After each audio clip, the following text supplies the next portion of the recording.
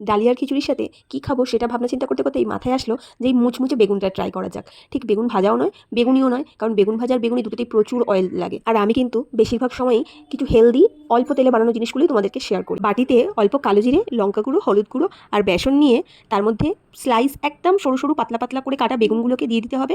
আর অল্প করে করে জল ছড়া দিয়ে দিয়ে ওটাকে মাখা মাখা করে নিতে হবে। কড়াইতে একদম কম পরিমাণ তেল দিয়ে তেলটা গরম হলে বেগুনগুলোকে একসাথে দিয়ে বেশ কিছুক্ষণের জন্য ঢাকা দিয়ে রাখতে হবে। এই বেগুনটা না ভাপেই সিদ্ধ হয়ে যায়, আর যেহেতু স্লাইসগুলো খুব পাতলা পাতলা হতে বেশিক্ষণ টাইমও লাগে না, আর এত টেস্টি লাগে মানে কী বলবো। খিচুড়ি ছাড়াও ডাল ভাতের সাথেও দারুণ খেতে লাগে, দারুণ। ইভেন যারা ওয়েট লস প্রোগ্রামে আছো, একঘেয়ে বোরিং খাবার খেতে খেতে মুখের স্বাদ চলে যায়, এইরকম ডালিয়ার সাথে একদিন মুচমুচে বেগুনটা ট্রাই করতে পারো গিল্ট ফ্রিভাবে।